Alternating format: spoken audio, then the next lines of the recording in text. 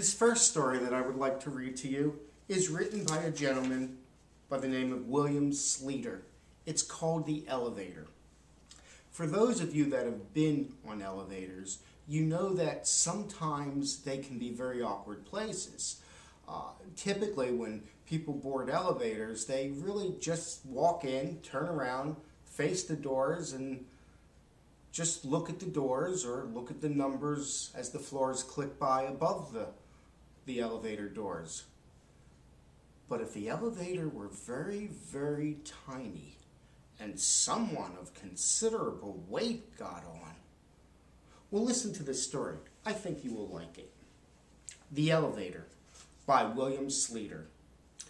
It was an old building with an old elevator, a very small elevator with a maximum capacity of 3 people. Martin, a thin 12-year-old, felt nervous in it from the first day he and his father moved into the apartment.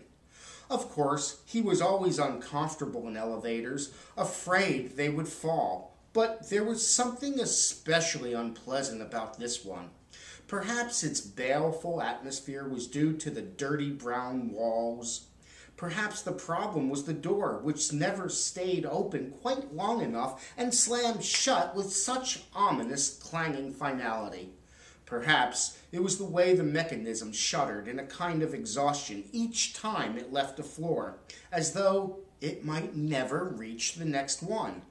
Maybe it was simply the dimensions of the contraption that bothered him, so small that it felt uncomfortably crowded even when there was only one other person in it. Coming home from school the day after they moved in, Martin tried the stairs, but they were almost as bad. Windowless, shadowy, with several dark landings where the light bulbs had burned out. His footsteps echoed behind him like slaps on the cement, as though there was another person climbing, getting closer. By the time he reached the 17th floor, which seemed to take forever, he was winded and gasping. His father, who worked at home, wanted to know why he was so out of breath. "But why didn't you take the elevator?" he asked, frowning at Martin. When he explained about the stairs, "Not only are you skinny and weak and bad at sports," his expression seemed to say, "but as my son, you're also a coward." After that, Martin forced himself to take the elevator. He would have to get used to it, he told himself, just the way he got used to being bullied at school, and always picked last when they chose teams. The elevator was an undeniable fact of life. He didn't get used to it. He remained tense in the trembling little box, his eyes fixed on the numbers over the door that blinked on and off so haltingly, as if at any moment they might simply give up. Sometimes he forced himself to look away from them, to the emergency stop button or the red alarm button. What would happen if he pushed one of them? Would a bell ring? Would the elevator stop between floors? And if it did, how would they get him out? That was what he hated about being alone on the thing, the fear of being trapped there for hours by himself. But it wasn't much better when there were other passengers. He felt too close to any other rider, too intimate. And he was always very conscious of the effort people made not to look at one another, staring fixedly at nothing. Being short in this one situation was an advantage, since his face was below the eye level of adults. And after a brief glance, they ignored him. Until the morning the elevator stopped on the 14th floor, and the fat lady got in. She wore a threadbare green coat that ballooned around her. Her ankles bulged above dirty sneakers. As she waddled into the elevator, Martin was sure he felt it sink under her weight. She was so big that she filled the cubicle. Her coat brushed against him, and he had to squeeze into the corner to make room for her. There certainly wouldn't have been room for another passenger. The door slammed quickly behind her, and then, unlike everyone else, she did not stand facing the door. She stood with her back to the door, wheezing, staring directly at Martin. For a moment, he met her gaze. Her features seemed very small, squashed together by the loose, fleshy mounds of her cheeks. She had no chin, only a great swollen mass of neck, barely contained by the collar of her coat. Her sparse red hair was pinned back by a plastic beret, and her blue eyes, though tiny, were sharp and penetrating, boring into Martin's face.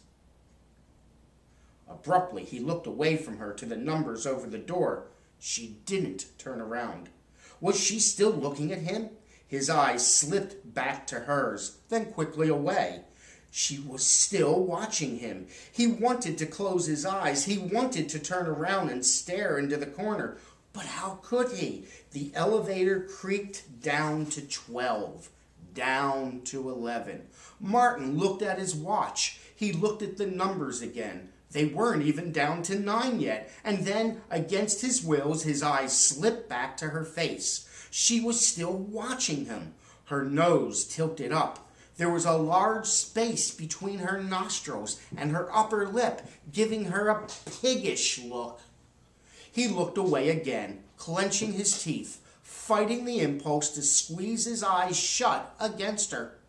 She had to be crazy. Why else would she stare at him this way?